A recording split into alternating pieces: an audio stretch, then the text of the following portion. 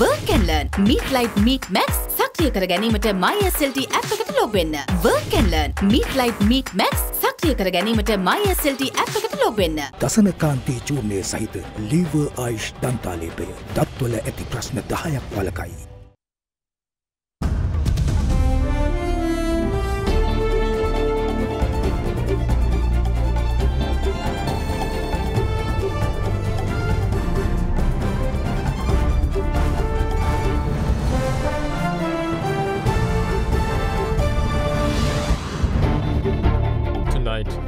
Assistance.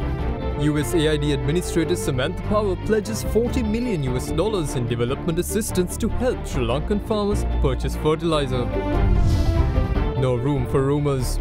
Legal measures to be taken against anyone circulating misleading and false statements regarding coal procurement. Britain's new monarch. King Charles III officially proclaimed the monarch of the United Kingdom. Vim Deera milliliter CA smart pack එක රුපියල් 85ට දැන් වෙළඳ පොලේ. From AdaDerana, this is AdaDerana First at 9. Live from Studio 24 in Colombo.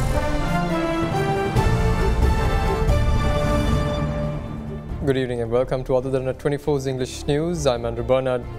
Now, the administrator of the United States Agency for International Development, Samantha Power, pledged an additional $40 million in development assistance to the farmers of Sri Lanka.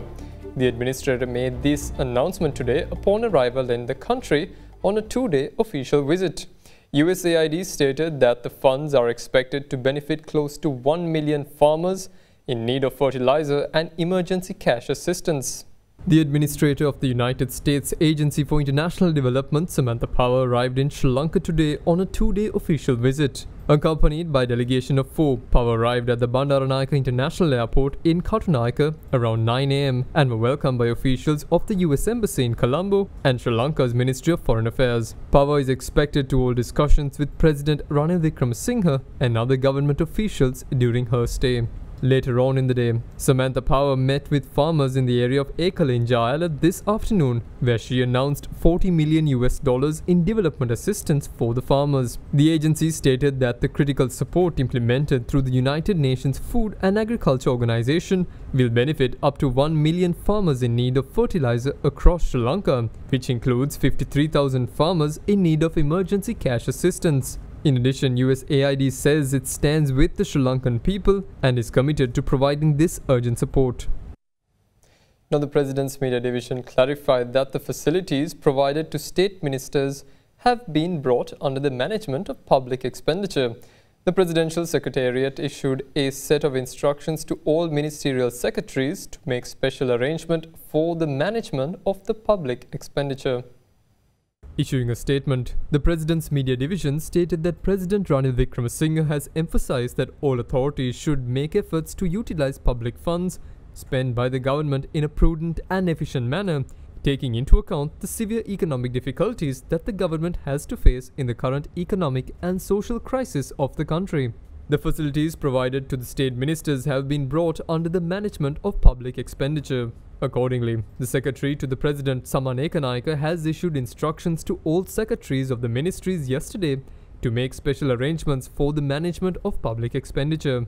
As such, the state ministers appointed by the President with effect from Thursday should act according to the terms specified by the Presidential Secretariat while carrying out their duties.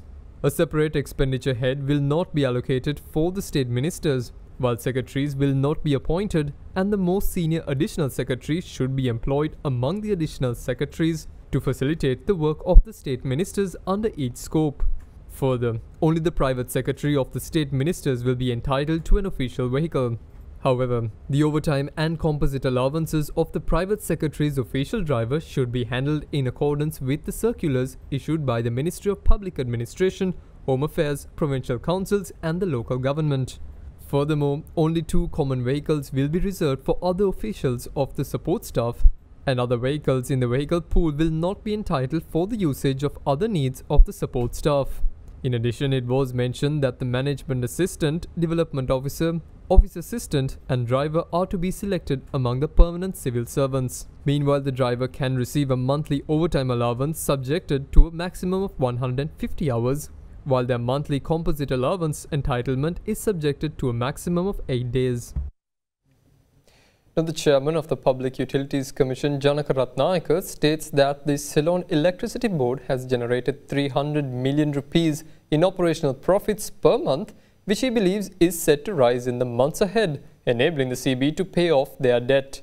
Speaking at a media briefing, he said this is due to the recent increase in tariffs and increased rainfall.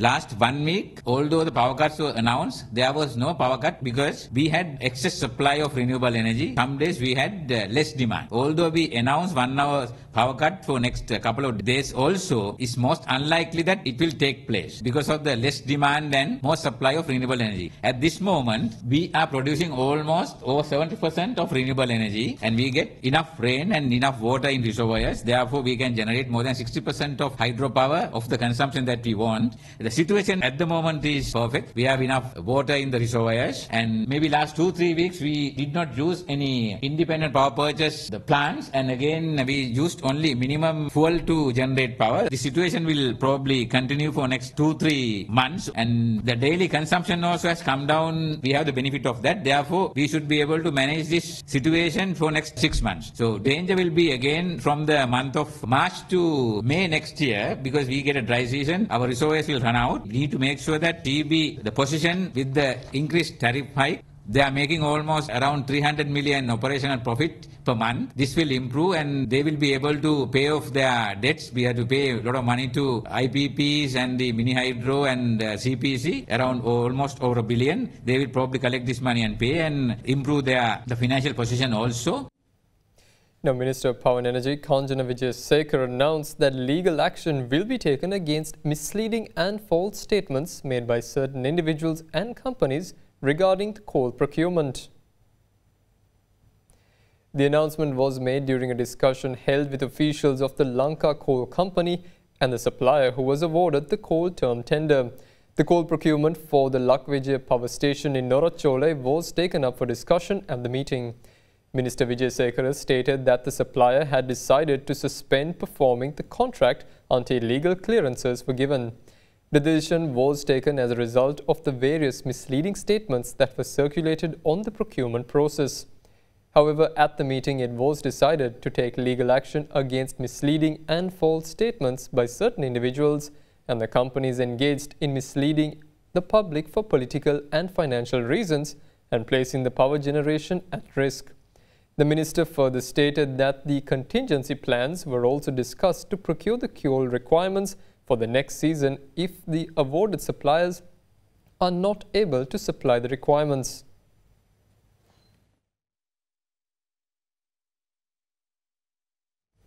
Now, parliamentarian Dr. Nalaka Godaheva points out to the downfall of the Sri Lanka Podujana Peramuna as then President Rajapaksa's failure to implement the promised policy manifesto, Vistas of Prosperity, and the exclusion of those who helped him formulate his economic policies.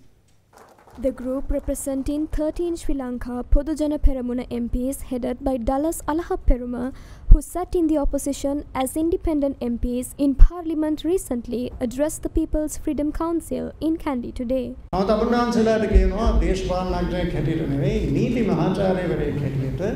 අද මේ පක්ෂය මෙහෙවනවයි කියලා ඉදිරිපත් වෙලා තියෙන කල්ලියට කිසිම අයිතියක් හෝ හැකියාවක් නැහැ ඔබ සියලු දෙනා හෝ අප පක්ෂයෙන් නිර්පා දෙනවා. ව්‍යත්මක සම්පූර්ණයෙන්ම පැත්තක දාලා තමයි පළවෙනි අවුරුදු දෙකේ රට පාලනය කරේ. ව්‍යත්මකේ කවුද හිටියේ කැබිනට් මණ්ඩලයේ? එක්කෙනෙක්වත් හිටියේ නැහැ. ගෝඨාභය රාජපක්ෂ මහත්මයාගේ ආර්ථික ප්‍රතිපත්තිය සකස් කරපු කණ්ඩායමේ නායකත්වය දරුවේ මම. මාව ආර්ථිකයට කිසිසේත් සම්බන්ධ කරගත්තේ නැහැ. පහුගිය අවුරුදු දෙකේ ආර්ථික සම්බන්ධයෙන් ගත තීන්දුව දිහා අපිට පුළුවන් වුණේ තාමත්ම කම්පාවෙන් බලන් ඉන්න විතරයි. සෞභාග්‍ය දක්ව ප්‍රතිපත්ති ප්‍රකාශය නෙවෙයි ක්‍රියාත්මක වුණේ පළවෙනි අවුරුදු දෙකේ. සෞභාග්‍ය දක්ව ප්‍රතිපත්ති ප්‍රකාශය ක්‍රියාත්මක නොකිරීමයි කරපු වරද. අපි තව දුරටත් පිළිගන්නේ නැහැ මේත් එක්ක අපිට ගමනක් තියෙනවා කියලා. අපි දැන් වෙනත් ගමනක් යන්න පටන් ගන්න තියෙනවා. Stay with us for more news after this short break. Rhino පුතා හැබැයි යා ගෙදර නිදියන්නෙම අමුතු තැනක. කාලගුණය කොහොමුණත් රයිනෝ නං වහලට සේෆ් තමයි මුළු ගෙදරම. Rhino Cement Roofing Sheets. Then you know Rhino. I know. Big 3. Uber Eats මගින් ඉදිරිපත් කරන ආදරයෙන් අවශ්‍යතා ඇති අයට අත්‍යවශ්‍ය භාණ්ඩ පරිත්‍යාග කිරීමට වේදිකාවක්.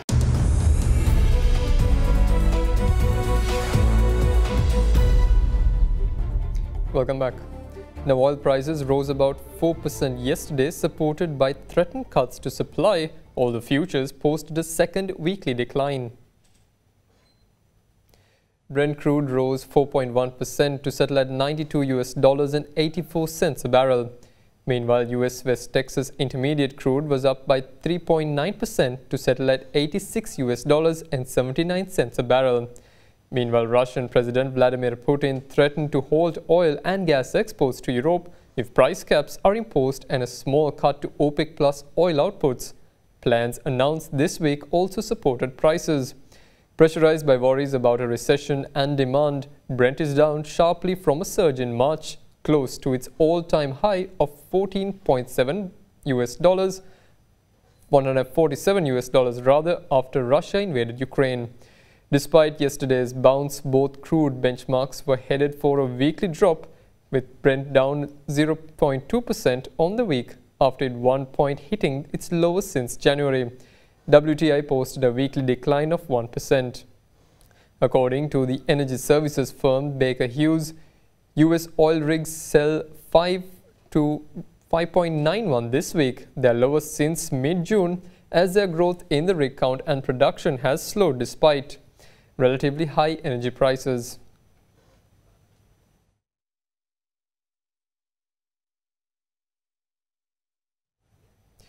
Indicators that investors use to gauge the health of US stocks market have taken a turn for the worst, fueling worries that the benchmark may revisit its mid-June bear market low. The S&P 500 is down 7% since mid-August following a sharp summer rally, battered by expectations that the Federal Reserve will raise rates higher than previously anticipated in its fight to bring down consumer prices from their 40-year highs. The retreat in stocks has given more reason for caution to those who track market phenomena such as breadth, momentum and trading patterns to inform their investment decisions. While many of these indicators were painting an optimistic picture just a few weeks ago, they tell a less bullish story now, raising worries that this year's sell-off in markets may not be over.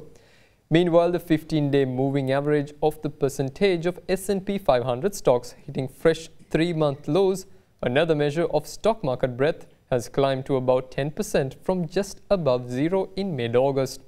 Tech stocks have been hit particularly hard in recent weeks, with the tech-savvy Nasdaq Composite down about 10% since mid-August. The yield on the benchmark 10-year Treasury hit a peak of nearly 3.5% on June 14, just before the S&P 500 hit its recent low.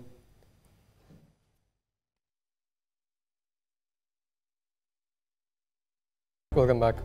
Now, Minister of Plantation Industries Dr. Ramesh Pathirana says that despite the low yields in tea due to the policy issues regarding fertilizer issuance on the government side, the country will be receiving adequate stocks of fertilizer required for the industry part by part. Wish to dwell too much on that particular subject, but we were trying to maintain, even though we had lesser fertilizer in this country, we were trying to mitigate those by different means, but things are getting back to normalcy gradually. But once you critically evaluate the situation during last 10 years, it's not only fertilizer, it's a multitude of factors that had affected badly to the Sri Lankan tea industry. So our tea production was highest in 2013, and we recorded the highest production of about 340 million kilos, if I'm not mistaken. But during last 10 years, decade or so, it was gradually coming down and staying at an average of about 300 million kilos. Last year, we recorded 299 million kilos, and we had lesser fertilizer than in 2020. We are getting fertilizer bit by bit. Hopefully by next Maha season, with the assistance of the World Bank, we'll get another 150,000 metric tons of fertilizer to this country. We got 65,000 metric tons a few months ago, out of which we provided 15,000 metric tons to the tea industry. So that was distributed to the growers. And also, with the support of the TRI, we introduced sulfate of ammonia, which was a decent nitrogen supplement to the plantation. But we know most of the farmers did not want to use those at that price. It was coming at 18,000 rupees for 50 kg bag. Hopefully, we will provide this fertilizer, which is the main critical point in relation to the production in Sri Lanka. So we should be able to provide fertilizer, urea-based fertilizer, for a lesser price when we get the next tender awarded, probably within 3 months' time down the line. And also, we have been working with the Tea Exporters Association to ensure that they utilize their export earnings to ensure that they also import certain fertilizer. So they can import fertilizer. Hopefully, you should be able to do that. We have taken the cabinet decision to ensure that you get that permission to import fertilizer, and also you mix it with the help of the commercial fertilizer and provide fertilizer mixture to the farmers. And also, we have lifted the ban for glyphosate importation.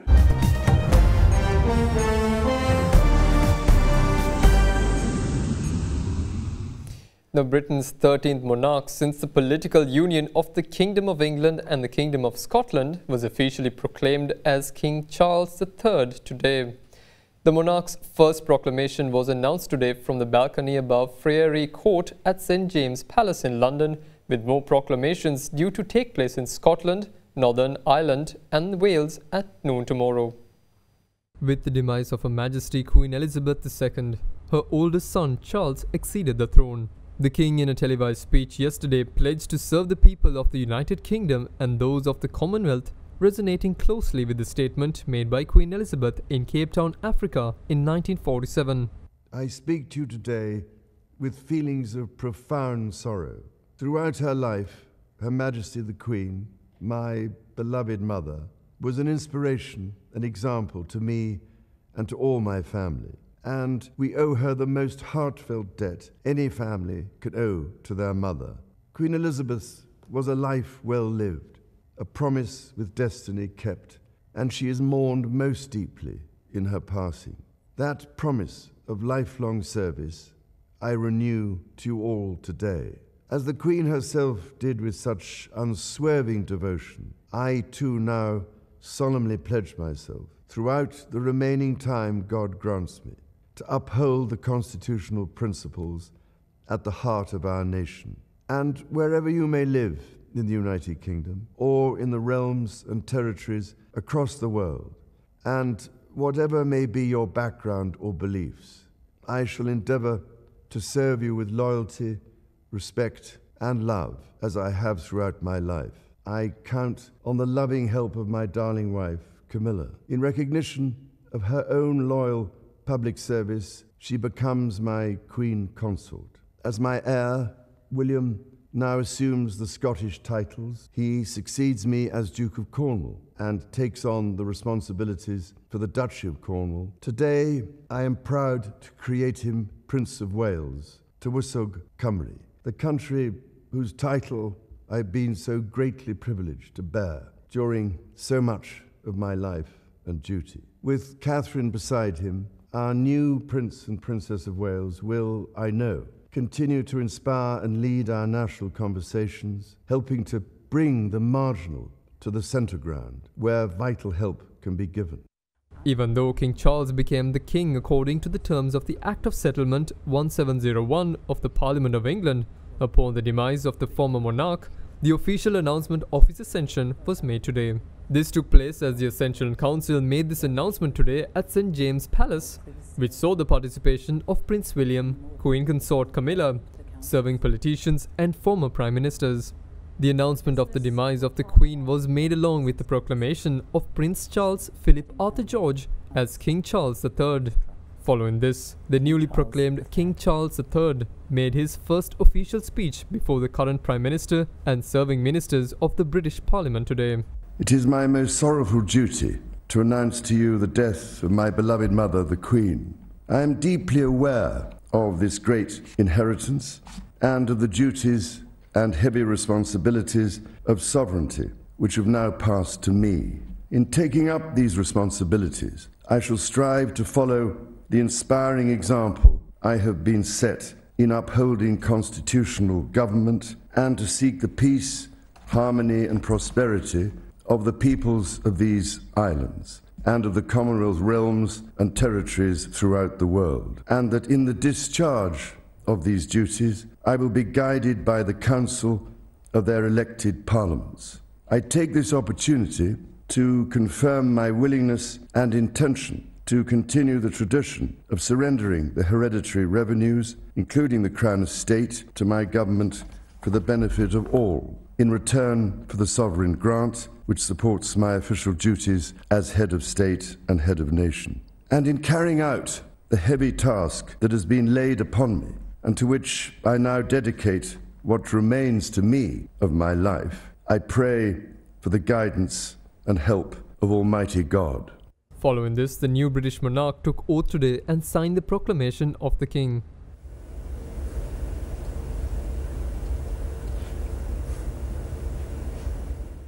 As the new monarch, King Charles approved a new bank holiday for the Queen's state funeral, the date of which is yet to be announced.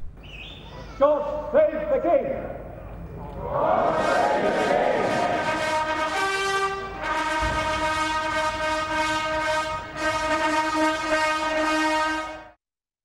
Now, the governor of New York yesterday declared a state of emergency over polio as evidence emerges that the virus is spreading across the state. According to health officials, wastewater samples in New York and 4 adjacent countries have tested positive for a polio virus that can cause paralysis. Although only 1 case has so far been confirmed, it was the first in the country in nearly a decade. Polio was largely eradicated from the US by vaccinations that began in 1955. By 1979, the US was declared polio-free. But according to New York officials, vaccination rates are too low in parts of the state. Yesterday's emergency declaration is aimed at boosting flagging immunization rates. New York State Health Department stated that it aims to boost vaccination rates from the current statewide average of about 79% to above 90%.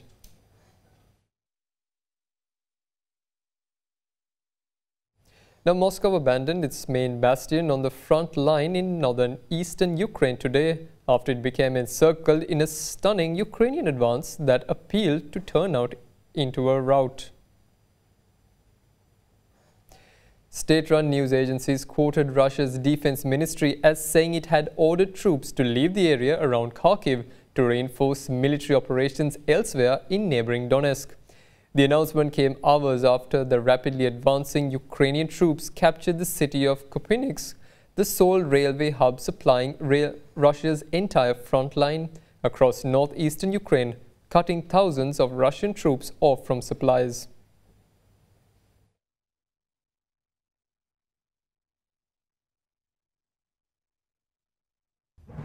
And that's all the news we have for you this evening. Join us again tomorrow at the same time. Good night.